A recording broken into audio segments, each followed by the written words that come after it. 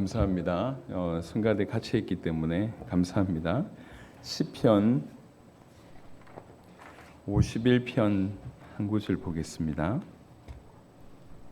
시편 51편. 오늘도 성경을 한 20군데 정도 찾으면서 같이 말씀을 나눌까 합니다. 시편 51편 12절 한 구절만 보겠습니다. 자, 찾으셨으면 합독하도록 합시다. 주의 구원의 즐거움을 내게 회복시켜 주시고 자원하는 심령을 주사 나를 붙드소서. 아멘. 오늘 주의 구원의 즐거움을 내게 회복시켜 주소서라고 하는 제목으로 말씀을 나눌까 합니다. 그건 이제 우리 신발 메이커 중에 크록스라고 하는 신발이 있습니다. 세계적인 브랜드인데요. 여기서 설문조사를 했어요. Find your fun 요 제목으로 당신의 즐거움이 뭡니까? 라고 하는, 왜 신발에서 해서 설문조사를 했는지 모르겠는데 여튼 여러 나라의 설문조사를 했는데요. 당신이 즐겁습니까? 라고 얘기했을 때 미국 사람들의 46%는 즐겁다고 얘기했어요. 심지어 중국 사람들도 39%가 즐겁다 그랬어요. 근데 우리 한국 사람들은 몇 프로가 즐겁다고 했냐면 9%가 즐겁다 그랬어요. 9%가. 즐겁지 않은 민족인 거죠. 그래서 왜 안 즐겁냐 물어보니까 대답이 기가 막혔어요. 즐기는데 돈이 필요한데 돈이 없습니다. 그래서 즐겁지 않습니다. 이게 한국 사람들이 했던 대답인 것 같습니다. 그냥 이렇게 그런 부분들은 나름 좀 이해가 되는 것 같은데, 이걸 이제 교회 안으로 가져와서 우리가 적지 않게 이제 신앙생활을 하고 있잖아요. 우리에게 과연 즐거움이 있는가? 구원의 즐거움이 있는가? 아니면 그 구원의 즐거움이 지속되고 있는가라고 하는 얘기는 실상 좀 중요한 대목이죠. 우리 주님은 성경에서 이 구원이라고 하는 것을 엄청난 가치를 부여하고 있습니다. 그 엄청난 가치를 부여하고 있는 것이 이 신자에게 옮겨와서 신자에게는 그 구원이 어느 정도의 즐거움으로 아니면 어느 정도의 감격으로 감동으로 전달되고 있는가는 중요한 문제죠. 적지 않은 사람들이 죄송하지만 이 엄청난 구원이 그다시 한때 즐거웠구나, 지금은 여전히 즐겁지 않는 그런 상태에 있는 것 같습니다. 오늘 이 대목을 좀 여러분하고 보려고 합니다. 여러분, 우리는 지금 예배의 자리에 와 있잖아요. 성도는 하나님 살아계신 것에 대해서 자기 인생을 드린 사람들이에요. 다른 말로 목숨을 드렸다는 것이죠. 하나님이 살아계신 것에 대해서. 오늘 이 자리에 우리 하나님이 우리 예배를 받고 계십니다. 여러분을 비디오로 이렇게 찍어도 내가 비디오로 찍는다라고 하는 것만 인식을 해도 자세가 달라져요. 이렇게 코 파고 있던 사람들도 코를 안 파게 되고 자세가 달라지죠. 근데 하나님이 실제로 이 예배를 주목하고 계시고 나의 예배를 받으신다라고 하는 것을, 그게 사실이니까 내가 인식하면 달라진다는 거예요. 여러분, 우리 인생에서 하나님을 인식하는 것과 그렇지 않은 것은 굉장한 차이가 있습니다. 예를 들면 죄라는 것도 죄는 타인에 대한 그런 죄라고 많이 인식하고 있습니다. 사람에게 끼치는 해악, 이 정도로 생각하고 있는데 그게 일반 사람들이 가지고 있는 죄의 개념입니다. 타인에 대해서 아니면 공동체에 대해서. 하지만 진실로 죄의 깊은 의미는 하나님에 대하여입니다. 하나님에 대하여. 하나님에 대하여 뭔가를 실수하는 것을, 하나님에 대하여 뭔가 악을, 아니면 하나님에 대해서 거절하는 것, 하나님에 대해서 하는 것이 원래 죄의 본질입니다. 죄의 본질. 그러니까 하나님을 인식하지 않는 상태에서 죄라고 하는 것도 우리가 의미를 달리하듯이 예배도 마찬가지인 것 같습니다. 수많은 시간 동안에 우리가 예배의 자리에 앉아 있잖아요.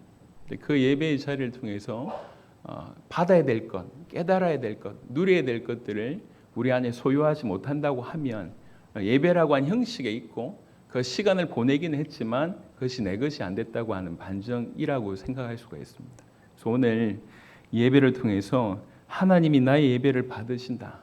오늘 하나님께서 온 마음의 문을 다 여시고 우리가 드리는 찬양, 우리가 드리는 기도, 여러분이 드리는 그 중심을 다 지켜보고 계십니다.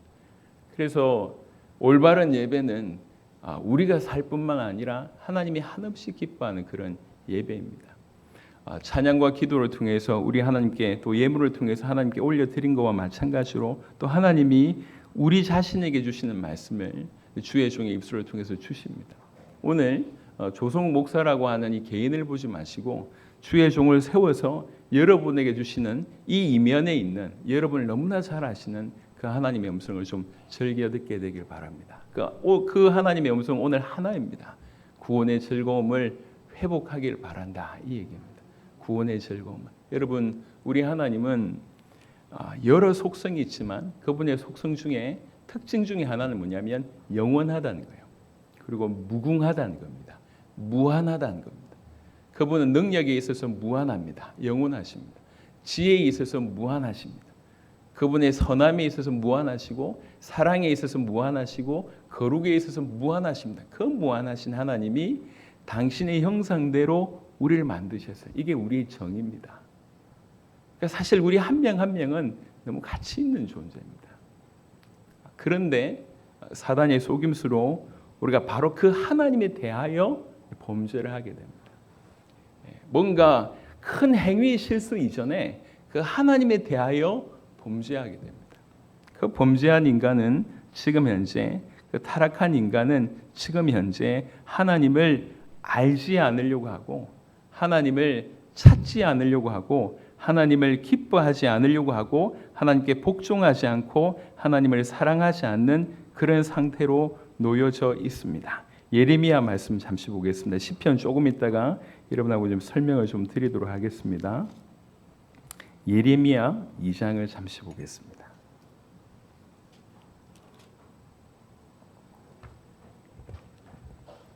예레미야 2장 13절 잠시 보겠습니다. 예레미야 2장 13절, 자 같이 읽겠습니다. 내 백성이 두 가지 악을 행하였나니 곧 그들이 생수의 근원되는 나를 버린 것과 스스로 웅덩이를 판 것인데 그것은 그 물을 가두지 못할 터진 웅덩이들이니라. 아멘.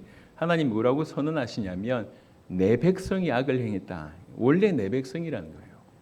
내 백성인 바로 그들이 악을 행했는데 첫 번째 악이 뭐냐면 생수의 근원되는 나를 버렸다는 거예요. 우리 하나님을 버렸다는 거예요. 그리고 자기를 위해서 다른 웅덩이를 팠다는 겁니다. 이게 두 가지 악이라고 얘기하고 있습니다. 하나님을 대신한 뭔가를 만들었다는 얘기예요.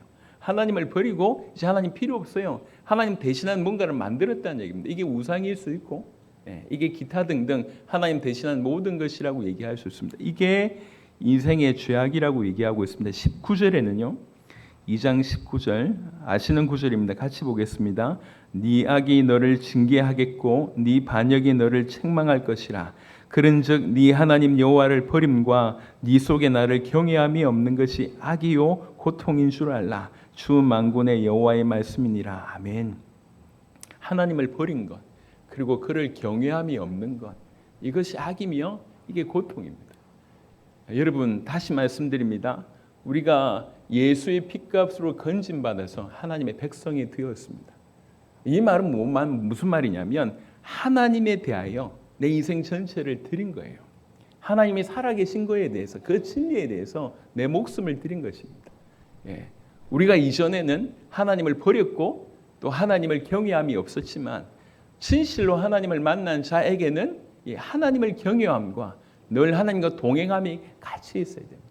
그러니까 매사에 우리가 뭔가 대단한 거 하지 않아도 매사에 하나님이 살아계시고 하나님이 지금 나와 함께 계시고 이 자리에 계시다라고 하는 것만 제대로 인식해도 그래서 조금 더 나아가서 그분을 높여드리면 저는 오늘 이 자리에서 기도하며 말씀 전하기를 위해서 나왔습니다.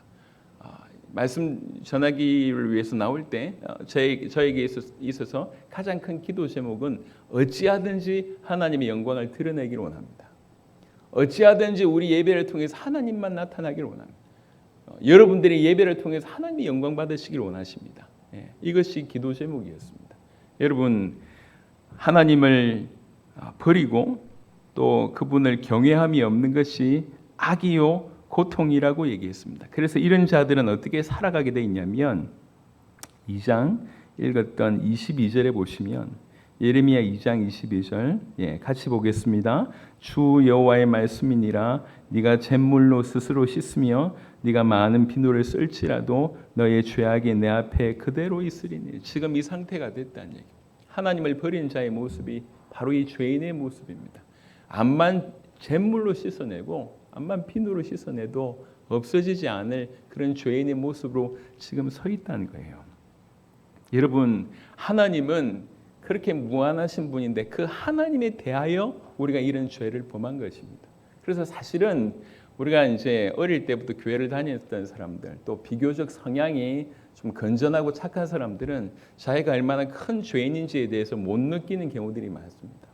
그것이 오히려 큰 슬픔 중에 하나죠. 차라리 누가 보더라도 나쁜 놈이었으면 자기 죄인이라고 얘기할 때 고개를 끄덕일 건데 누가 보더라도 착한 놈이야. 사람들도 그렇고 본인도 그래요. 그래서 죄의 실체를 못 깨닫는 경우들이 많습니다. 이런 일들이 일어나길 바랍니다. 정말 깨닫는 일들이. 우리가 죄를 타인에게나 자신에게나 공동체에 지은 이 정도의 죄가 아니라는 거죠. 죄의 근본적인 개념은 하나님에 대해요. 이 높고 이 거룩하고 이 위대하고 모든 것에 완벽한 그분을 향하여 고개를 돌린 것입니다. 아예 심지어 그분을 무시하고 그분을 버린 것입니다. 이사야 1장에는 이렇게 표현하고 있습니다. 우리가 자주 사용하는 구절입니다. 이사야 1장 2절부터 6절까지 사실은 이스라엘의 모습을 얘기하고 있지만 오늘 우리가 귀담아 들어야 될 그런 내용인 것 같습니다. 이사야 1장 2절부터 하늘이여 들으라, 땅이여 귀를 기울이라. 여호와께서 말씀하시기를, 하늘이여 들으라, 땅이여 귀를 기울이라는 얘기는 정말 하고 싶은 얘기, 모든 자가 들어야 된다는 그런 얘기잖아요. 한이 맺혀서 지금 얘기하고 있습니다. 여호와께서 말씀하시기를, 내가 자식을 양육하였거늘. 누구요? 자식을 양육했대요. 내가 자식을 양육하였더니 그들이 나를 거역하였도다. 원래 우리가 그런 존재입니다. 우리는 처음부터 하나님의 형상대로 지음받은 존재인데 바로 그 자식이 나를 거역하였도다. 소는 그 임자를 알고 나귀는 그 주인의 구유를 알건만은 참 소마저, 나귀마저, 짐승마저 알고 있는데 이스라엘은 알지 못하고 나의 백성은 깨닫지 못하는도다 하셨도다. 나의 백성은 깨닫지 못하는도다. 슬프다. 범죄한 나라요, 허물진 백성이요, 행악의 종자요, 행위가 부패한 자식이로다. 범죄하고 허물 있고 행악을 행하고 행위가 부패하다고 얘기합니다. 그러면서 왜 이렇게 행할 수밖에 없냐? 그들이 여호와를 버리며 이스라엘의 거룩하신 이를 만홀히 여겨 멀리하고 물러갔도다. 어떤 것보다 사실 이 구절이 가장 중요한 구절인 것 같습니다. 여호와를 버리고 이스라엘의 거룩하신 이를 만홀히 여겨. 만홀히 여긴다는 얘기는 그냥 쉬운 말로 얘기하면 아주 수준 낮게 여긴다는 얘기죠. 경솔하게 여긴다는 얘기. 가치 없게 여긴다는 거예요. 여러분, 하나님의 사람이 하나님을 가치 없게 여겨요. 하나님의 사람이 하나님 말씀을 가치 없게 여겨요. 하나님의 사람이 하나님이 너무 중요하게 여기시는 것들에 대해서 가치 없게 여깁니다. 이게 안 맞는 얘기거든요. 하나님의 사람이 하나님을 가치 없게 여기고, 하나님의 사람이 하나님 말씀을 가치 없게 여기고, 하나님의 사람이 하나님의 복음을 가치 없게 여긴다고 하면 이게 올바르지 않지 않습니까? 근데 그런 일이 벌어진다는 얘기예요. 너무나. 그래서 한번 질문을 해보시면, 여러분의 하나님은 여러분에게서 어떤 취급을 받고 계신가? 한번 생각해 볼 필요가 있습니다. 나의 하나님은 나에게서 어떤 취급을 받고 있는가? 나의 하나님은 나에게서 높임을 받고 있는가? 나의 하나님은 나를 통해서 기뻐하고 계시는가? 아니면 나의 하나님이 나 때문에 슬퍼하고 계신가? 나의 하나님이 나로 말미암아 아주 자존심 상해하시는가? 우리가 그분을 높이지 않고 그분을 경솔하게 여긴다. 성경은 이렇게 대놓고 얘기하고 있습니다. 이 얘기를 하고 싶어서 하늘이여 들으라, 땅이여 들으라. 내 아들이 지금 이러고 있다. 내 자식이 이렇게 하고 있다. 내 자식이 대놓고 나를 거역하고 있다. 내 자식이 나를 아주 가치 없게 여긴다. 여러분, 우리 부모와 자녀 간에 어떤 이렇게 가정에서 조금씩 투닥투닥 이렇게 말다툼이 일어날 경우가 있지 않습니까? 그 대부분은 이 자녀들이 말을 안 듣는 거예요. 엄마가 몇 번 얘기해도 별로 귀담아 듣지 않아요. 그러니까 엄마가 참다 터지는 거예요. 아빠가 참다 터지는 거예요. 예. 그러니까 부모의 말을 벨로 귀담아 듣지 않을 때 그 부모님은 굉장히 속상해합니다. 그렇지 않습니까? 일반적인 얘기잖아요. 마찬가지예요. 하나님이 뭐라고 얘기하냐면 얘네들이 나의 말을 경솔하게 여긴다. 가치 없게 여긴다. 그리고 그뿐만 아니라 멀리하고 나를 멀리했대요. 멀리하고 물러갔답니다.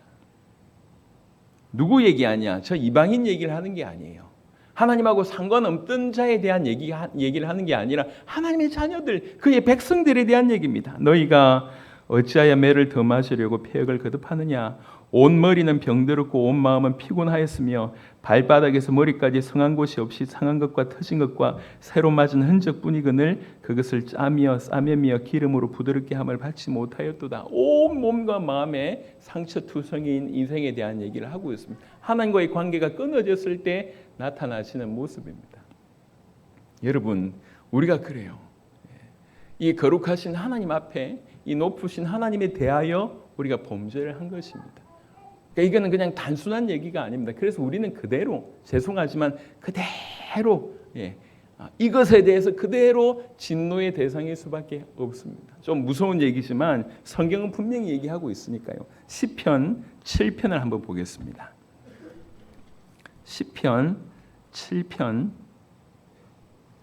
11절입니다. 이 거룩하신 하나님에 대하여 범죄한 인생의 현 주소 시편 7편 11절입니다. 같이 한번 읽도록 하겠습니다. 하나님은 의로우신 재판장이심이요 매일 분노하시는 하나님이시로다. 하나님은 의로우신 재판장이시고 매일 분노하신 하나님이라고 얘기합니다. 그러면서 12절에 사람이 회개하지 아니하면 그가 그의 칼을 가심이며 칼 갈고 있다는 거예요. 그의 활을 이미 당기어 예비하셨도다. 이 상태 아시겠죠? 지금 활 당겨서 딱 기다리고 있다는 거예요. 죽이려고 칼 갈고 있다는 거예요. 무섭게 얘기하고 있습니다. 하나님은 죄인인 우리를 미워하는 것이 아니라 죄를 이렇게 미워하시는 거예요. 죄를. 그러니까 하나님은 죄에 대해서 분노하시는 분이십니다. 우리가 죄 가운데 머물러 있다고 얘기할 때에 지금 우리의 현주소는 하나님의 활 당겨서 놓기만 하면 끝나는 그런 타임이에요. 약간 더 몇 구절 더 이런 구절을 좀 살펴보면 좋겠습니다. 요한복음 3장입니다.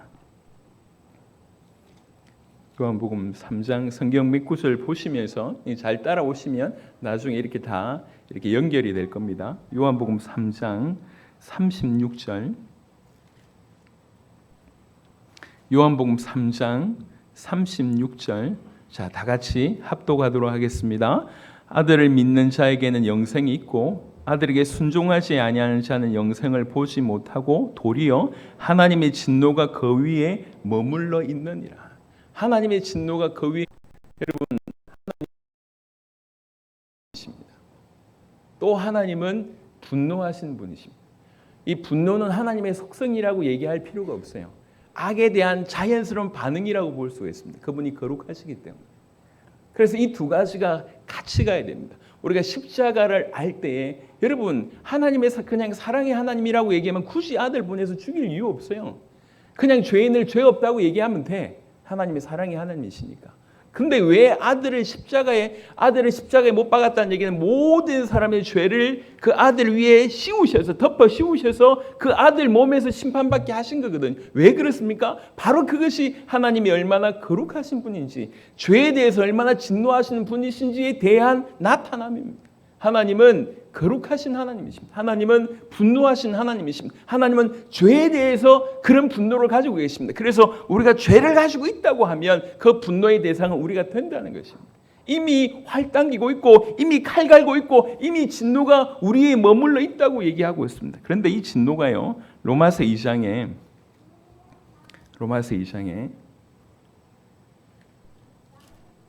이런 구절도 있습니다. 로마서 2장 5절 보겠습니다. 로마서 2장 5절 보겠습니다. 찾으셨으면 같이 읽겠습니다.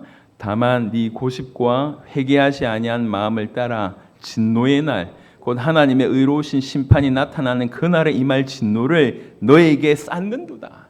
악을 계속 짓는다는 얘기잖아요. 이게 무슨 말입니까? 진노를 계속 쌓아가고 있다는 거예요.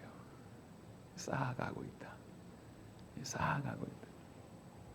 로마서 1장 2장을 봤기 때문에 1장 한 구절을 더 보시면 이 부분이 조금 더 이해되어질 것 같습니다. 로마서 1장 26절 보겠습니다. 26절, 28절 다 똑같은 구절인데요. 28절 보겠습니다. 같이 읽겠습니다. 또한 그들이 마음에 하나님 두기를 싫어하며 하나님께서 그들을 그 상실한 마음대로 내버려 두사 합당하지 못한 일을 하게 하셨으니. 가끔씩 이런 질문이 듭니다. 이 거룩하신 하나님 이 땅의 죄악을 왜 가만히 보고만 계시냐라고 얘기하고 있습니다. 근데 성경은 뭐라고 얘기하고 있냐면 내버려 두심이 이미 진노라고 얘기하고 있습니다. 그리고 그 내버려 두심으로 계속 합당치 않은 일을 하잖아요. 더 진노를 계속 쌓아가고 있다는 겁니다. 끝끝내 그 죄를 버리지 못했을 때는 이 갈고 있는 칼로, 당기는 활로 이제 심판을 하실 것에 대해서 성경은 얘기하고 있습니다. 이게 본래 우리의 존재예요. 거룩하신, 영원하신, 무한하신 모든 것을 완벽하게 우리에게 베풀으신 그분에 대하여 범죄한 인간의 실상이라고요. 근데 여전히 인간들은 지금 이 인생들은 이 심각함에 대해서 잘 모르고 있습니다. 그냥 이 세상에서 웬만큼 이렇게 밥 먹고 살만하니까, 그리고 사람들에 비해서 여러 면으로 좀 괜찮아 생각을 하고 있다 보니까 이 죄에 대해서 끔찍한 실체를 잘 모르고 있습니다. 실체, 죄에 대해서 끔찍한 실체만 조금만 알아도 어쨌든 하나님을 알려고 발부둥치고 하나님께 나아갈 것인데 그렇지 않습니다. 그래서 계시록에 보시면 요한계시록 3장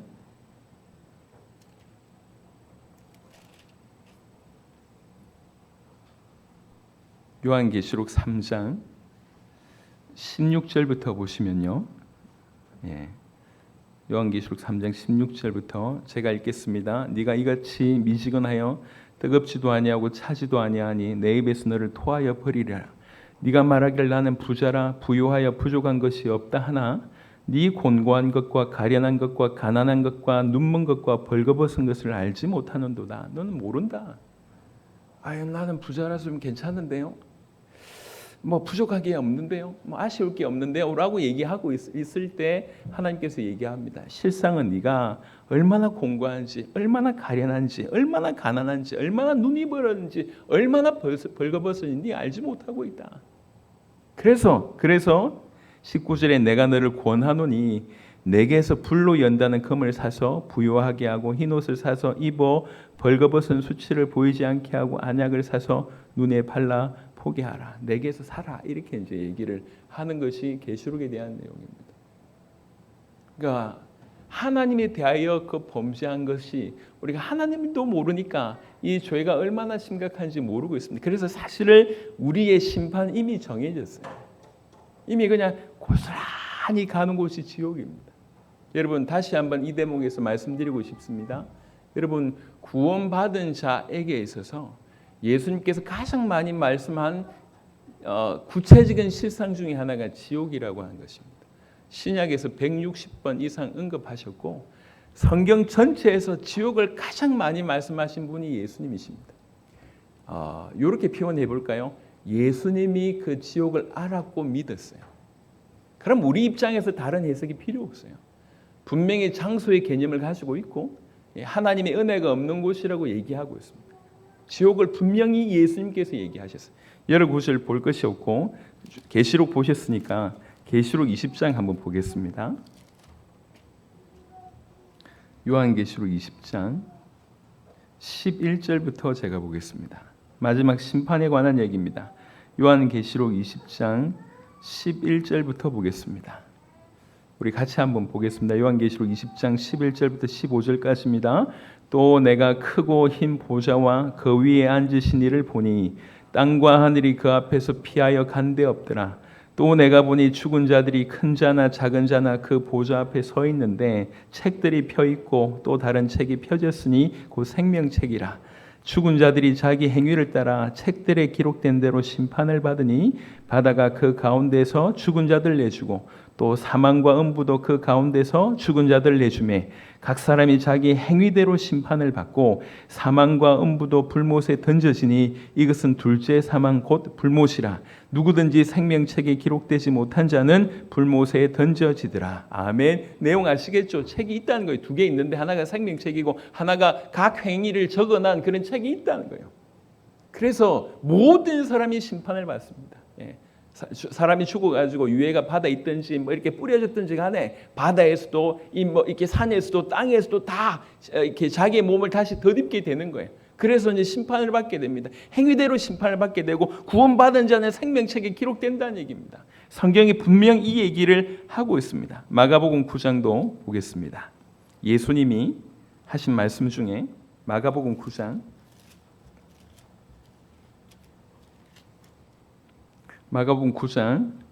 47절부터 49절까지 마가복음 9장 47절부터 49절 예수님께서 하신 지옥의 말씀 중에 하나입니다. 같이 읽겠습니다.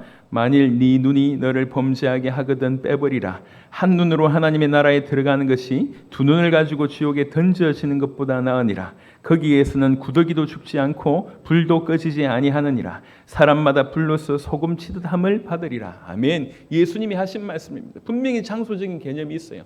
예수님이 지옥을 말했고 예수님이 지옥을 알았고 예수님이 지옥을 믿었습니다. 그러면 우리 편에서 선택의 옵션이 없어요. 이 말이 진실이라고. 그래서 사람은 분명히 죽으면 천국 아니면 지옥 갑니다. 그래서 원래 우리는 하나님에 대하여 그 높으신 하나님에 대하여 범죄한 우리는 그냥 길이 한 길밖에 없어요. 예, 지옥으로 달려갈 수밖에 없습니다. 진노를 이미 받았고 진노가 머리에 머물러 있고 활을 당긴 것처럼 그런 상태에 이렇게 가다가 끝내 그 죄를 돌이키지 않으면 우리는 영원한 지옥불에 꺼질 수밖에 없는 그런 존재였습니다. 이게 우리의 실상이었어요. 그런데 여기를 내버려 두지 아니하시고 하나님이 특별한 방법, 그야말로 최고의 역전성으로 자기 아들을 인간의 몸을 입게 하셨습니다. 이 땅에 오셨습니다. 그분이 예수님이십니다. 그분이 십자가상에서 못 박히셨습니다. 우리의 모든 죄를 짊어지셨습니다. 우리가 되셨습니다. 그 십자가는 우리가 되셨어요. 내 모든 죄를 그에게 다 뒤집어 씌우시고 그에게 심판을 행하셨습니다. 그는 우리를 대신해서 죽으셨습니다. 그 십자가상에서 우리 죄를 해결하셨고 그 십자가로 이 영원한 죄인인 우리가 이 배은망덕하고 도무지 설명할 수 없는 그 길이 정해져 있는 그 죄인이 다시 하나님과 화목할 수 있는 그 길을 십자가상에서 열었습니다. 우리의 문제도 심각한데 하나님을 떠나 있는 우리를 완전히 도둑질해서 사단의 소나기에 사로잡혀 있던 우리를 사단의 소나기에서 건져내셨습니다. 방법이 그 방법밖에 없으셨어요. 십자가의 죽으심으로 말미암아 누구든지 하나님을 만날 수 있는 길을 여신 것입니다. 그래서 그 사실이 그 놀라우신 진리가 주의 성령의 역사하심으로 말미암아 하나님의 백성들에게 알려졌고 믿어져서 그 사실이 믿어져서 그 사실을 억셉트 받아들이게 되면 예수님이라고 하는 분이 메시아구나. 저분만이 나를 구원하실 수 있구나. 저분이 하나님이시구나. 저분이 우리 인생의 주인이시구나. 저분이 나의 모든 죄값을 감당하셨구나라고 믿어져서 바로 그 진리를 억셉하게 되면 내가 진실로 그것을 선택하고 받아들이고 그것에 대해서 내 인생 전체를 걸기를 시작하면 그때 이루어지는 것이 놀라운 구원이라고 하는 것입니다. 그 구원은 그래서 이 구원의 의미를 안다고 얘기할 때 당장에 따라오는 것이 뭐냐면 기쁨이라고 하는 것입니다. 기쁨. 마태복음 18장에 1만 달란트 이렇게 탕감을 받은 자가 있잖아요. 예수님이 그런 비유를 하지 않습니까? 1만 달란트 탕감을 받았는데 그게 사실 얼마나 큰 일입니까? 1만 달란트가 오늘날로 환산하면 하루 일당을 5만 원으로 잡으면 3조고요. 6만 원으로 잡으면 10만 원으로 잡으면 6조입니다. 6조라고 하는 빚을 탕감해 준 거예요. 얼마나 큽니까? 그런데 길을 가다가 100데나리온, 그러니까 일당 5만 원으로 얘기하자면 500만 원 빚을, 일당 10만 원으로 얘기하자면 1000만 원짜리 빚을 이렇게 진 사람이 있는 거예요. 1만 달란트 탕감받은 자가 이게 얼마나 기쁩니까? 그러면 100데나리온 좀 비교할 수 없는데 그거 안 갚는다고 감옥에 집어넣은 거예요. 그러니까 주인이 다시 와서 네가 이렇게 용서를 해줬는데도 불구하고 모르냐 이러면서 다 갚기까지 너도 거기 있어야 된다라고 얘기했던 것이 마태복음 18장의 본문입니다. 사실 그 안에서 주신 메시지가 많지만 그 중에 하나가 뭐냐면 우리가 받은 구원의 가치에 대한 얘기입니다. 육조라고 하는 얘기가 아니라 갚을 수 없는 은혜를 받았다는 거예요. 시편은 이렇게 표현하고 있습니다. 시편 49편 한번 보겠습니다. 여러분들하고 좀 많은 걸 나누고 싶다 보니까 말이 좀 빨라지고 성경을 여기저기 많이 찾게 되는데 이해하시길 바라고 시편 49편 8절 한 구절만 보겠습니다. 시편 49편 8절 같이 한번 합독하겠습니다. 그들의 생명을 속량하는 값이 너무 엄청나서 영원히 마련하지 못할 것임이니라. 우리가 한 생명을 속량하는 것은 대가를 주고 그 생명을 찾는다, 살린다라고 하는 의미로 볼 때 뭔가 큰 대가를 주고 영원한 생명을 얻게 하는 이 값은 너무나 커서 우리가 영원히 마련할 수 없다. 그 값이 그러니까 우리를 건져내기 위해서 주께서 치르신 대가가 얼마나 큰지에 대해서 가장 조금 선명하게 나눈 구절입니다. 너무 크다는 거예요. 그래서 이거를 두고 베드로전서에는 이렇게 얘기하고 있습니다. 구약 신약 뭐 왔다 갔다 많이 합니다. 베드로전서 1장 18절부터 19절 한번 보겠습니다. 베드로전서 1장 18절부터 19절입니다. 자, 같이 한번 읽겠습니다. 베드로전서 1장 18절입니다. 너희가 알거니와 너희 조상이 물려준 헛된 행실에서 대속함을 받은 것은 은이나 금같이 없어질 것으로 된 것이 아니요 오직 흠없고 점 없는 어린 양 같은 그리스도의 보배로운 피로 된 것이니라. 아멘. 우리의 목숨값이 너무 큰 거예요. 성경이 이렇게 얘기합니다. 너무 커요. 우리가 영원한 지옥불에 꺼져갈 수밖에 없는데 우리로 건져내서 영원한 생명과 영원한 하나님의 나라로 가게 하는 이것은 너무 크다는 거예요. 너무너무 커서 절대로 우리가 영원히 마련할 수가 없다. 그런데 이것은 금이나 은이나 어떤 걸 할 수 없는데 그리스도 예수, 그리스도이신 바로 그 예수의 보배로운 피, 바로 그 피가 이 일을 했다는 거예요. 유일하게 그 값을 치룰 수 있는 것이 그 그리스도 예수의 보배로운 피밖에 없고 그 피가 우리에게 흘러서 그런 일이 벌어졌다는 것입니다. 그래서 누구든지 자신의 죄의 끔찍한 실체를 알고 하나님이 우리에게 베푸신 그 사랑을 알게 된다고 얘기할 때 나와지는 게 뭐냐면 내가 이렇게 구원을 받았다는 얘기인가? 이에 대해서 나와지는 것이 즐거움입니다. 베드로전서 1장에 보셨던 구절 바로 위에 8절에 이렇게 얘기하고 있습니다. 베드로전서 1장 8절 우리 같이 읽어보겠습니다. 예수를 너희가 보지 못하였으나 사랑하는도다. 이제도 보지 못하고 믿고 말할 수 없는 영광스러운 즐거움으로 기뻐하니. 보지 못하지만 그 예수를 믿고 말할 수 없는 영광스러운 즐거움으로 기뻐한다. 그 예수를 기뻐한다. 여러분 우리 인생을 경험해 보면 압니다. 구원받은 특별히 하나님의 백성들은 언제 힘이 나냐면 그렇지 하나님이 살아계시네. 여러 가지 것들 경험할 때 있잖아요. 도무지한 것 같은데 하나님께서 역사하셨을 때 누가 보더라도 이건 하나님의 역사다라고 막 깨달으실 때 저 마음 깊은 곳에서부터 정말 하나님이 살아계시구나라고 깨달으실 때 참으로 힘이 납니다. 정말 우리 주님이 나의 기도를 들어주셨구나 이럴 때 막 힘이 납니다. 그리고 그 하나님을 알아갈 때 그리고 그 하나님이 나와 무관하지 않고 너무나 깊이 있게 나를 사랑하신다고 하는 사실들이 깨달아질 때 우리는 힘나게 되어 있습니다. 여러분 구원은 그냥 천국행 티켓 정도가 아닙니다. 구원은 우리의 죄가 끝났다라고 하는 선언입니다. 내가 지금 재판장에 서 있는데 판사 앞에 서 있는데 이게 이제 형량이 어떻게 결정될지 모르는 그런 상황이에요. 무기징역을 당할 수 있고 아니면 1년을 살 수 있고 아니면 5년을 살 수 있고 막 그러고 있는데 갑자기 그 판사가 모든 것을 검토하더니 땅땅땅 때리는 거예요. 너 무죄야. 이렇게 때리는 거예요. 네 모든 죄값을 저분이 다 갚았어. 그러니 너는 무죄야. 그러니까 정상적인 인간이라고 하면 이게 기쁨이 없다. 있을 수가 없어요. 그러니까 참으로 구원이라고 하는 것은 동반되는 것이 즐거움입니다. 뭔가 다른 외부적인 요소 때문에 기뻐하거나 즐거워하는 것이 아니라 너무나 놀라운 일들이 우리 안에 일어났기 때문에 그걸 기뻐하는 겁니다. 그 하나님이 보여줘서 기뻐하고 그분이 나에게 행한 것들에 대해서 기뻐하는 건 내 죄가 끝났구나. 내가 사단의 권세에서 빠져나와 하나님의 나라로 옮겨졌구나. 영원한 기업이 있구나. 많은 사람들이 자살하는 이유는 희망이 없어서 그렇습니다. 소망이 없어서 그렇습니다. 그런데 하나님의 성령께서 우리로 하여금 깨닫게 하셔서 그게 보여지는 거예요. 그래서 기뻐할 수 없는데도 바로 그 구원 때문에 즐거워하는 거고 하나님 때문에 즐거워하는 것입니다. 여러분에게 한 구절을 좀 소개하고 싶습니다. 구약 성경에 하박국이라고 하는 데가 있습니다. 하박국. 이 하박국은요 선지자의 이름인데요. 소선지서를 썼던 이 선지자들 중에 한 2명 정도가 하나님께 계속 질문하는 스타일이에요.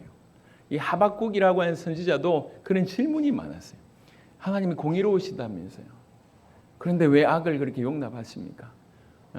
의인이 이렇게 핍박당하는 거 왜 이렇게 내버려 두십니까? 이런 질문들을 많이 합니다. 하박국 1장 2절부터 4절 보겠습니다. 하박국 1장 2절부터 4절 제가 잠시 읽겠습니다. 여호와여 내가 부르짖어도 주께서 듣지 아니하시니 어느 때까지리까? 내가 강포로 말미암아 외쳐도 주께서 구원하지 아니하시나이다. 어찌하여 내게 죄악을 보게 하시며 패역을 눈으로 보게 하시나이까? 겁탈과 강포가 내 앞에 있고 변론과 분쟁이 일어났나이다. 이러므로 율법이 해이하고 정의가 전혀 시행되지 못하오니 이는 악인이 의인을 에워쌌으므로 정의가 굽게 행하여 직면이다. 눈 들어보니까 전부 이런 분위기예요. 왜 이런 걸 허락하십니까? 하나님 살아계시다면서요. 왜 이렇습니까? 그러니까 주변에 일어나는 여러 사회에 일어나는 문제뿐만 아니라 택한 민족이라고 하는 이 이스라엘 민족이 지금 망하게 됐다는 거예요. 지금 하박국 선지자는 두 나라가 쪼개졌을 때 북이스라엘이 먼저 멸망하고 남유다가 바로 멸망하기 전에 활동했던 선지자입니다. 그 남유다가 멸망하기 전에 이스라엘 하나님께서 이스라엘이 멸망할 거라고 하박국한테 보여준 거예요. 그러니까 상황이 이렇고 곧 이 나라가 망할 거래. 그 선지자가 그 예언을 받은 거예요. 그러면서도 하나님에 대한 질문이 계속 일어나는 겁니다. 사회 왜 이렇습니까? 왜 우리나라를 망하게 하십니까? 이 많은 질문들, 많은 고민들에 대해서 던졌을 때 하나님이 응답 주시는 질문과 응답의 내용들이 쭉 써 있습니다. 그러다가 3장으로 넘어가면 분위기가 싹 바뀝니다. 그 모든 해결되지 않는 질문, 마음 답답한 것 가운데 있다가 3장에 비로소 하나님의 영광을 보게 됩니다. 3장 2절에 보니까 여호와여 내가 주께 대한 소문을 듣고 놀랐나이다. 여호와여 주는 주의 일을 이 수년 내에 부흥하게 하시옵소서. 이 수년 내에 나타내시옵소서. 부흥이란 말은 단순한 얘기가 아니죠. 이런 상황 가운데 하나님의 영광을 보게 돼요. 그러면서 그 태도를 완전히 바꾸게 됩니다. 그러면서 3장 전체가 찬양의 형태로 나와집니다. 찬양합니다. 그 절정이 3장 16절부터입니다. 하박국 3장 16절에 내가 들었으므로 내 창자가 흔들렸고 그 목소리로 말미암아 내 입술이 떨렸도다. 그런 상황이에요. 상황적으로도 지금 이제 이렇게 바벨론에 멸망할 수밖에 없는 상황이고 또 하나님의 음성을 들었기 때문에 또 이렇게 떨리는 이런 일들이 같이 있습니다. 그러면서 무리가 우리를 치러 올라오는 환난 날을 내가 기다림으로 예언을 받았었기 때문에 곧 그런 일이 될 거다라고 하는 걸 받았기 때문에 치러 올라오는 환난 날을 내가 기다림으로 썩이는 것이 내 뼈에 들어왔습니다. 곧 우리나라가 멸망할 거란 거죠. 곧 쳐들어올 거란 거죠. 그걸 내가 알고 지금 기다리고 있어요. 온 몸과 마음이 그냥 너무너무 아픈 거예요. 썩는 겁니다. 그 말대로 한마디로 얘기하면 썩이는 것이 내 뼈에 들어왔으며 내 몸은 내 처소에서 떨리는 도다. 하루하루가 벌벌벌 떠는 겁니다. 거기에 무슨 기쁨이 있습니까?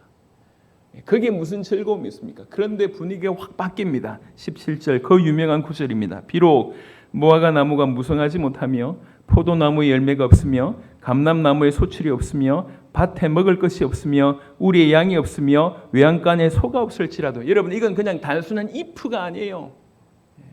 만약에 이런 일이 일어난다라고 하는 의미가 아닙니다. 이런 일이 100% 일어난다는 얘기예요. 곧 바벨론이 쳐들어와서 곧 이런 일이 일어날 수밖에 없습니다. 그런 일이 일어난다 할지라도 18절에 나는 여호와로 말미암아 즐거워하며 나의 구원의 하나님으로 말미암아 기뻐하리로다. 주 여호와는 나의 힘이시라.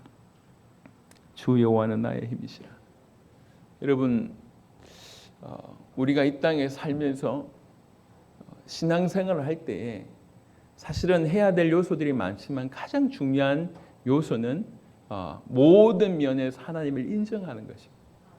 우리의 초점을 그리스도 예수 이름으로 하나님께 돌리는 겁니다. 외부적인 요인 때문에 흔들리는 게 아니고, 외부적인 상황 때문에 기뻐하고, 외부적인 상황 때문에 힘들어하고, 외부적인 상황 때문에 이렇고 저렇고가 아니라 그 모든 상황 이면에 있는 하나님을 보는 거예요. 그게 사실은 절망적인 상황이거든요. 이미 이스라엘 백성이 망할 수밖에 없는 이유를 가지고 있어요. 그 이유를 가지고 왜 하나님이 이렇게 허락하십니까? 라고 질문할 수밖에 없도록 사회가 이미 엉망이에요. 그리고 그 대가로 바벨론에 망할 수밖에 없고 이미 이제 곧 망하게 되는 일이 벌어집니다. 그 상황에 놓여 있습니다. 원망할 수밖에 없고, 이럴 때 내가 선지자 노릇한다는 게 안타까울 수밖에 없는데 그 상황 속에서도 여호와를 바라보게 됩니다. 내가 주님을 바라보니까 여호와로 말미암아 바로 그분 때문에 기뻐하고 즐거워한다라고 고백합니다. 그러면서 뭐라고 얘기합니까? 나는 주 여호와는 나의 힘이다라고 얘기합니다. 그분이 나의 힘이다. 여러분, 신자는 이게 신자예요. 하나님을 볼 줄 아는 게 신자입니다.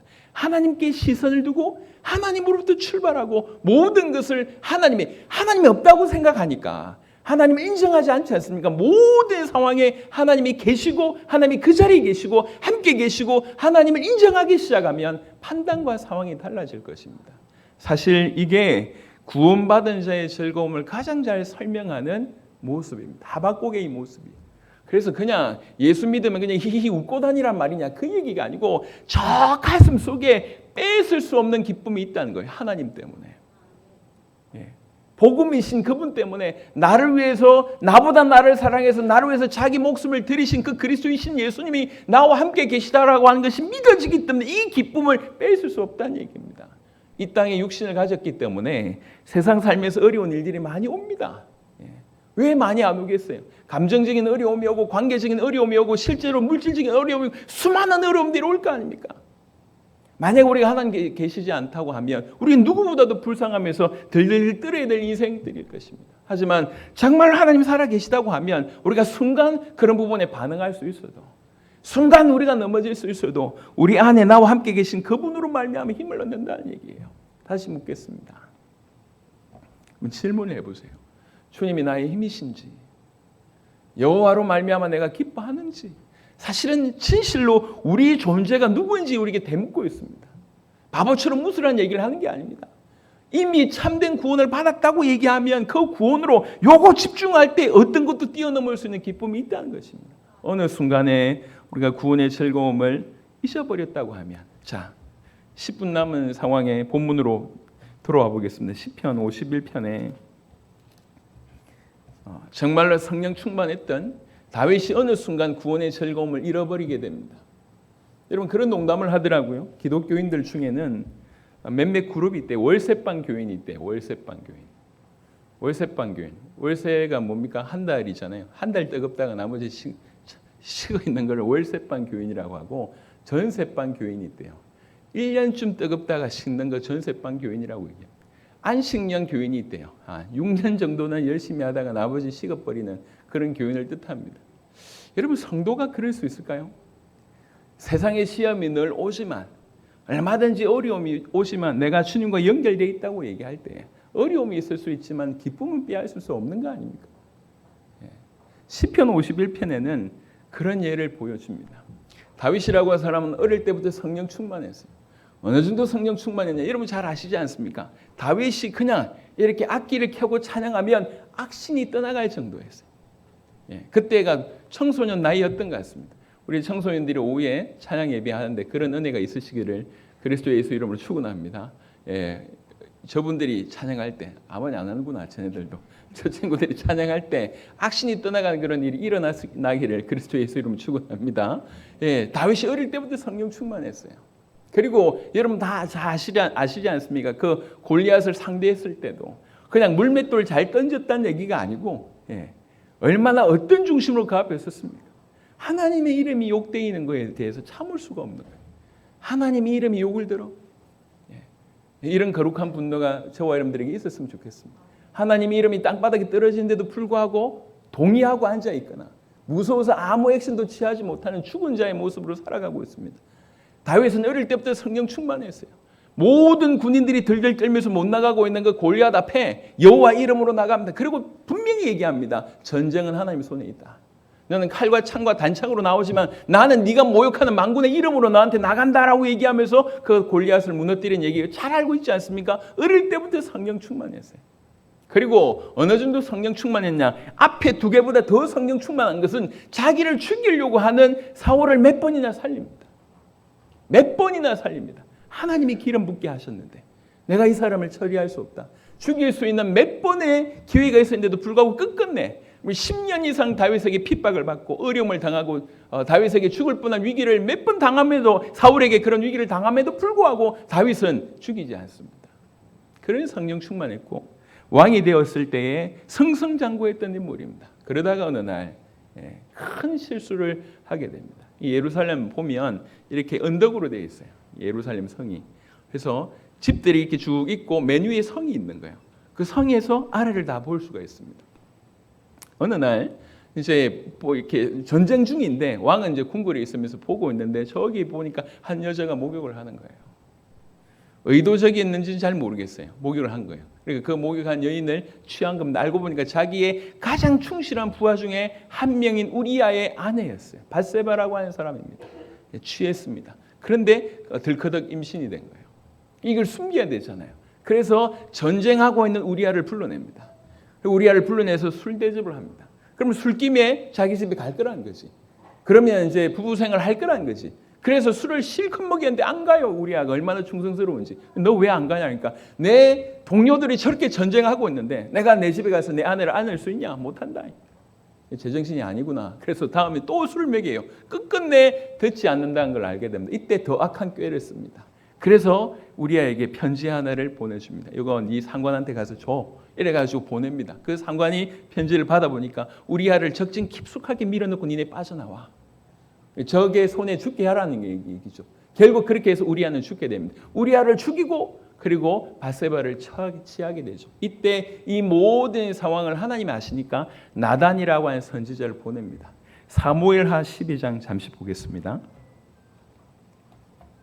시편 51편의 배경이 되는 곳이니까요. 사무엘하 12장 1절부터 나단이 나타나서 아주 기가 막힌 얘기를 합니다. 사무엘하 12장 1절부터 14절 제가 이렇게 읽으면서 설명하겠습니다. 사무엘하 12장 1절부터입니다. 여호와께서 나단을 다윗에게 보내시니 그가 다윗에게 가서 그에게 이르되 한 성읍에 두 사람이 있는데 비유를 하는 거예요. 다윗 왕이요.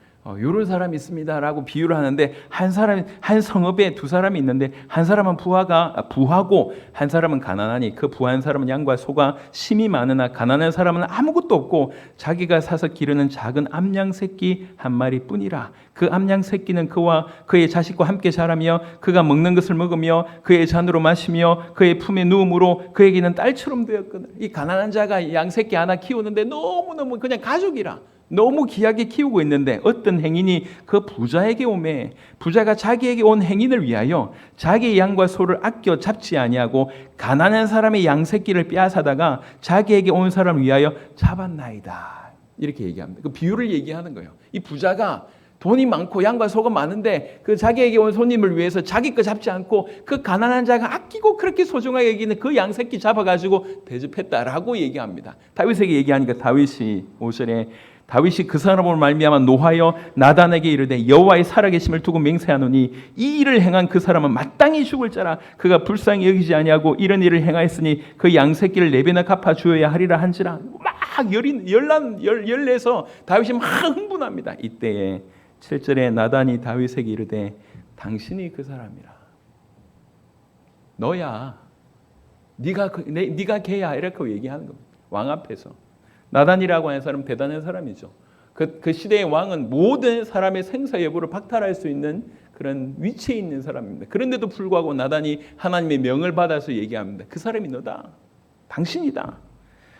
이스라엘의 하나님 여호와께서 이와 같이 이르시기를 내가 너를 이스라엘 왕으로 기름 붓기 위하여 너를 사울의 손에서 구원하고 네 주인의 집을 너에게 주고 네 주인의 아내들을 네 품에 두고 이스라엘과 유다 족속을 너에게 맡겼느니라. 만일 그것이 부족하였을 같으면 내가 너에게 이것저것을 더 주었으리라. 그러한데 어찌하여 네가 여호와의 말씀을 업신여기고 나 보기에 악을 행하였느냐. 우리 주님 뭐라고 얘기합니까? 나에게 악을 행했다고 얘기합니다. 네가 칼로 햇사람 우리아를 치되 암몬 자손의 칼로 죽이고 그의 아내를 빼앗아 네 아내로 삼았도다. 이제 네가 나를 업신여기고 햇사람 우리아의 아내를 빼앗아 네 아내로 삼았은즉 이 모든 것들을 뭐라고 얘기합니까? 네가 나를 업신여겼다. 그런 죄가 얼마나 심각한지 논하기 전에 네가 나를 업신여겼다. 네가 나를 하나님이라고 믿고 네가 나를 주인이라고 믿으면서 네가 나를 업신여겼다. 네가 나를 믿는데 어찌 그럴 수 있냐? 네가 나에게 구했다면 내 모든 걸 너에게 더해 주었을 것인데 네가 나를 업신여기고 밧세바를 취하고 우리아를 죽인 게 아니냐. 그 모든 것들은 딴 게 아니라 나를 업신여긴 것이다. 네가 나를 업신여기고 햇사람 우리아의 아내를 빼앗아 네 아내로 삼았은즉 칼이 네 집에서 영원토록 떠나지 아니하리라 하셨고 여호와께서 또 이와 같이 이르시기를 보라 내가 너와 네 집에 재앙을 일으키고 내가 네 눈앞에서 네 아내를 빼앗아 네 이웃들에게 주리니 그 사람들이 네 아내들과 더불어 백주에 동침하리라. 실제로 이런 일이 그대로 벌어졌습니다. 너는 은밀히 행하였으나 나는 온 이스라엘 앞에서 백주의 이 일을 행하리라 하셨나이다 하니 다윗이 나단에게 이르되 참 다윗이 대단한 사람인 것은 다윗이 나단에게 이르되 내가 여호와께 죄를 범하였노라 하매 나단이 다윗에게 말하되 여호와께서도 당신의 죄를 사하셨나니 당신이 죽지 아니하려니와 이 일로 말미암아 여호와의 원수가 크게 비방할 거리를 얻게 하였으니 당신이 낳은 아이가 반드시 죽으리다 하고. 기가 막힙니다. 이 책망에 다윗은 그 자리에 부복합니다. 내가 하나님께 죄를 지었습니다. 용서하십시오. 그러면서 쓴 시가 시편 51편입니다. 시편 51편 잠시 보겠습니다. 시편 51편. 그런 상황에 절절한 상황에 얘기를 쭉 합니다. 51편 1절부터 보겠습니다. 하나님이여 주의 인자를 따라 내게 은혜를 베푸시며 주의 많은 긍휼을 따라 내 죄악을 지워주소서. 나의 죄악을 말같게 씻으시며 나의 죄를 깨끗이 죄하소서. 물은 나는 내 죄가를 아오니 내 죄가 항상 내 앞에 있나이다. 내가 주께만 범죄하여 이 말이 사실 아까하고 같은 네가 나를 업신여긴 거다. 그 얘기예요. 밧세바와 우리아에게 범죄 안 했다는 얘기가 아니라 진짜 모든 죄는 결국 주님을 대해서 지은 범죄이기 때문에 얘기하는 겁니다. 내가 주께만 범죄하여 주의 목전에 악을 행하였사오니 주께서 말씀하실 때 의로우시다 하고 주께서 심판하실 때 순전하시다 하리이다. 내가 죄악 중에서 출생하였으며 어머니가 죄 중에서 나를 잉태하였나이다. 보소서 주께서는 중심이 진실함을 원하시오니 내가 지혜를 은밀히 가르치리이다. 우슬초로 나를 정결하게 하소서. 내가 정하리이다. 나의 죄를 씻어주소서. 내가 눈보다 희리이다. 내게 즐겁고 기쁜 소리를 들려주시사 주께서 꺾으신 뼈들도 즐거워하게 하소서. 주의 얼굴을 내 죄에서 돌이키시고 내 모든 죄악을 지워주소서. 그러면서 이렇게 얘기합니다. 10절부터 12절에 하나님이여 내 속에 정한 마음을 창조하시고 내 안에 정직한 영을 새롭게 하소서. 나를 주 앞에서 쫓아내지 마시며 주의 성령을 내게서 거두지 마소서. 그러면서 12절에 주의 구원의 즐거움을 내게 회복시켜 주시고. 이게 이 구원의 즐거움이 어떤 건지 다윗은 아는 거예요. 여러분 구원의 즐거움을 왜 잃어버렸습니까? 죄 때문에 잃어버린 것입니다. 구원받은 자가 왜 구원의 즐거움을 잃어버립니까? 죄 때문입니다. 구원받은 자가 왜 구원의 즐거움을 잃어버립니까? 하나님을 업신여기기 때문에 그렇습니다. 구원받은 자가 구원의 즐거움을 잃어버린 건 시편을 통해서 오늘 다윗의 모습을 통해서 하나하나 알 수 있습니다. 큰 죄가 아니더라도 계속 습관적인 죄에 노출되고 하나님을 믿노라 하면서 하나님을 무시하고 하나님을 업신여긴 것들이 계속 쌓여져 가게 됐을 때 구원의 즐거움을 잃어버릴 수가 있다는 겁니다. 우리는 구원의 즐거움을 회복해야 됩니다.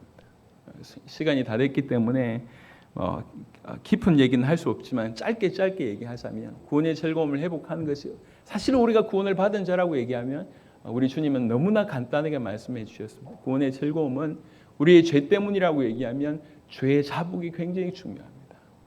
하나님과의 관계가 주님 제가 죄인입니다.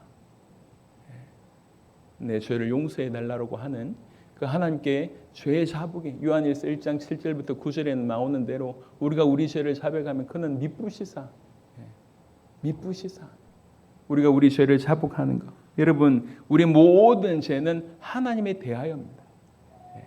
우리가 구원받았다고 얘기할 때 우리 모든 죄의 정죄가 끝이 났고 정죄당하지 않고 죄책이 사라지지만 여전히 죄의 영향력 가운데 살기 때문에 우리가 우리의 죄를 주님 앞에 자복할 때 하나님과의 관계 바로 그 관계가 회복됩니다. 그리고 예레미야 15장 시간이 없지만 세 구절만 보고 말씀을 마무리하도록 하겠습니다. 예레미야 15장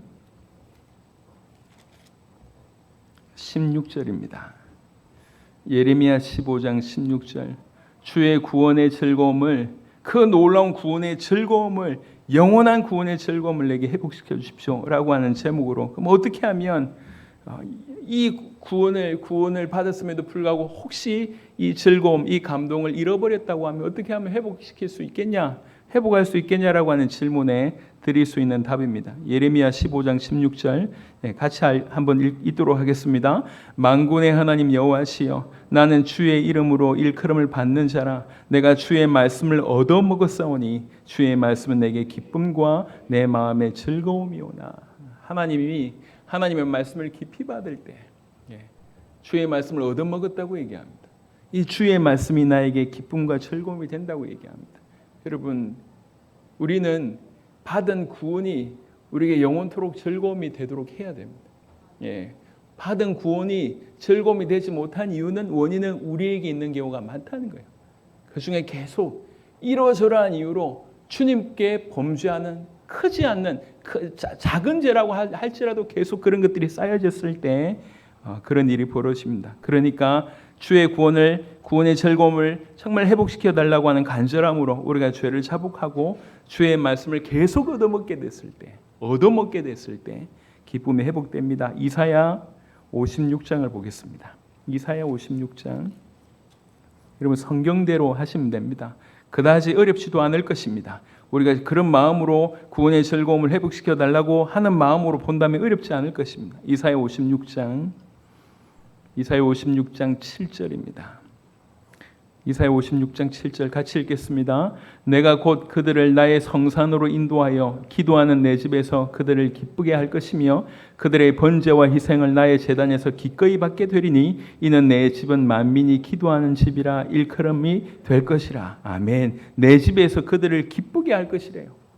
어떻게 해요? 내 집이 만민이 기도하는 집이니까. 그 기도를 통해서 그들을 기쁘게 하겠다. 우리 주님 얘기하셨습니다. 주님의 말씀이 우리를 기쁘게 하고 우리가 주님께 기도하는 그 기도가 우리를 기쁘게 한다고 얘기하고 있습니다. 마지막 9절입니다. 요한일서 1장 1절부터 4절 말씀. 오후 예배도 조금 이 부분을 같이 좀 더 언급하겠습니다. 요한일서 1장 1절부터 4절 우리 같이 읽도록 하겠습니다. 태초부터 있는 생명의 말씀에 관하여는 우리가 들은 바요 눈으로 본 바요 자세히 보고 우리 손으로 만진 바라. 이 생명이 나타내신 바 된지라. 이 영원한 생명 우리가 보았고 증언하여 너에게 전하노니 이는 아버지와 함께 계시다가 우리에게 나타내신 바 된 이시니라. 우리가 보고 들은 바를 너희에게도 전함은 너희로 우리와 사귐이 있게 하려 함이니 우리의 사귐은 아버지와 그의 아들 예수 그리스도와 더불어 누림이라. 우리가 이것을 쓰면 우리의 기쁨이 충만하게 하려 함이라. 아멘. 태초부터 있는 생명의 말씀. 우리 주 예수 그리스도에 관한 얘기입니다. 그 말씀이 육신이 되신 바로 그분에 대한 얘기입니다. 사도 요한이 예수님의 제자였기 때문에 이 모든 예수님이 누군지를 정확하게 알고 듣고 이것을 이제 너에게 전한다는 거죠. 이 복음으로 인한 그런 교제를 한다는 거죠. 근데 우리가 이런 교제를 하는 이유는 4절에 우리가 이것을 쓰면 우리의 기쁨이 충만하게 하려 합니다. 여러분 성도의 복음 안에서의 성도의 진중한 복음 안에서의 교제, 바로 이 그리스도 예수님을 깊이 나누는 교제가 우리를 기쁘게 한다고 얘기하고 있습니다. 말씀을 마무리하도록 하겠습니다. 성경은 구원을 엄청난 가치 있는 것으로 부여하고 있습니다. 그것이 엄청난 가치 있는 것으로 성경이 얘기하고 있다면 구원받은 자에게도 당연히 그렇게 여김받아야 될 것입니다. 우리 모든 삶은 생활은 바로 이 안에서 흘러나오게 되어 있습니다. 다시 한번 이것을 좀 점검해 볼 필요가 있겠다 싶어서 오늘 말씀을 나누었습니다. 주의 구원의 즐거움을 내게 회복시켜 주십시오. 완전히 무너졌던 다윗의 심령을 그대로 쓴 글입니다. 무엇보다도 중요한 것이 이것이니까. 여러분 역사 이래로 보면 교회의 위기, 성도의 위기는 외부의 위기가 아니었어요. 오히려 외부의 핍박이 왔을 때 성도들은 더욱 더 단단해졌습니다. 더욱 힘이 있었습니다.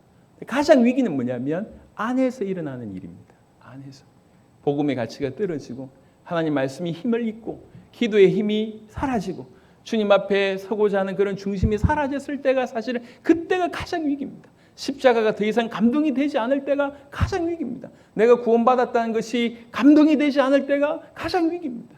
우리가 이 위기에서 빨리 벗어나야 되겠습니다. 그래서 구원의 즐거움을 회복시켜 달라고 하는 다윗의 고백이 저와 여러분들 고백이 되어서 우리 모두가 살아나는 그런 은혜 있기를 그리스도 예수 이름으로 축원합니다. 아멘. 한 2, 3분 정도만 같이 한번 기도하면 좋겠습니다. 주님, 구원의 즐거움을 내게 회복시켜 주십시오. 내가 다윗 같은 자입니다. 주님, 내게 회복시켜 주십시오. 구원의 즐거움을 이 교회에 회복시켜 주십시오. 구원의 즐거움을 전 세계 성도들 가운데 회복시켜 주십시오. 이것이 회복되어서 주님의 나라를 정말 확장하고 주님의 다시 오심을 준비하는 우리가 될 수 있도록 우리 주님 역사하여 주시옵소서. 우리 한 마음으로 우리 자신을 위해서 같이 한번 기도하도록 하겠습니다. 살아계신 주님 감사합니다. 오늘 말씀 붙들고 하나님께 나아가길 원합니다. 주님, 주의 구원의 즐거움을 주님 우리에게 회복시켜 주옵소서. 주님, 우리가 다윗 같은 자입니다. 아버지 하나님, 우리가 그 이상의 아버지 심각한 자임을 고백합니다. 주님이여, 놀라운 구원을 하나님께 범죄하여 영원히 지옥 갈 수밖에 없는, 영원히 진노받을 수밖에 없는, 이미 진노가 머물러 있고 그 진노를 계속 쌓아가고 있고 마침내 영원한 진노를 받을 수밖에 없는 우리를 향하여 그리스도 예수의 피값으로, 그분의 목숨값으로, 그분의 아버지 하나님이여 놀라운 사랑의 은혜로 우리가 건짐을 받았습니다. 놀라운 구원을 받았습니다. 영원한 죄인이 살게 되었습니다. 하나님을 만나게 되었습니다. 하나님 나라를 소유하게 되었습니다. 하나님과 연결되게 되었습니다. 그리스도의 몸이 되었습니다. 그런 존재인 우리가 아버지 이 땅에 살면서 받은 구원을 알지 못하고 아버지 우리 실체를 정확하게 알지 못하여 여전히 옛 모습으로 여전히 죄 가운데 머물러 있다 보니 우리에게 주신 구원의 즐거움을 놓치는 일이 많았습니다. 다윗과 같이 아버지 우리가 그런 자였음을 고백합니다. 살아계신 주님, 우리에게 은혜를 베풀어 주셔서 주님 우리의 죄를 우리가 주님께 자복하며 아버지 하나님 정말 주의 말씀과 하나님께 간절히 기도함과 성도 간의 깊은 교제를 통해서 주님이여 구원의 즐거움을 주여 우리에게 회복시켜 주옵소서. 주님이 나를 구원하셨다. 주님이 나를 살리셨다. 주님이 내 죄를 해결하셨다. 이것이 우리에게 가장 큰 힘이 될 수 있도록 하나님 역사하여 주시옵소서. 할렐루야. 여호와가 나의 힘이다. 주님이 나를 살리셨다. 주님이 나의 죄를 해결하셨다. 주님이 나의 힘이 되신다. 이것들로 인하여 우리가 참된 영원한 기쁨과 즐거움을 누리는 참으로 구원받은 자 되기를 정말 간절히 원합니다. 주님, 주님의 놀라우신 구원을 받은 자들로 이 자리에 있습니다. 그럼에도 불구하고 이 큰 구원과 이 큰 놀라운 구원을 받았음에도 불구하고 우리에게 묻는 있는 예습성으로 말미암아 우리가 죄에 가장 노출되고 쉽게 노출되고 습관적인 죄에 계속 노출되다 보니 또 하나님을 업신여기고 하나님께 집중하지 못하다 보니 이렇게 크고 놀라운 구원을 받았음에도 불구하고 그 구원의 즐거움을 상실했던 그런 모습들을 우리가 보게 됩니다. 주님, 이것이 큰 위기라고 하는 것을 우리 모두가 인지하게 하여 주시옵소서. 그래서 다시 주님을 향하여, 다시 우리 하나님을 향하여 서게 하시고 그 주님 앞에 1대1로 서서 구원의 즐거움을 회복시켜 달라고 간절히 간청하는 다윗과 같은 우리가 될 수 있도록 하나님 역사하여 주시옵소서. 정말로 그런 심령을 우리 가운데 회복시켜 주시고 주의 말씀을 얻어먹으며 또 주의 예배에 전에 거하면서 기도하며 그리스도 예수의 이름으로 복음으로 말미암아 성도들과 교제하는 중에 주님이 우리에게 주셨던 그 구원의 즐거움이 회복되는 그런 은혜가 우리 모든 성도들 가운데 있도록 하나님 역사하여 주시옵소서. 그런 일들이, 그런 응답들이 우리 모든 성도들 한 명 한 명에게 있도록 주께서 축복하여 주시옵소서. 감사를 드렸고 살아계신 우리 주 예수 그리스도 이름으로 기도드렸습니다. 아멘. 아멘. 감사합니다. 찬양하겠습니다.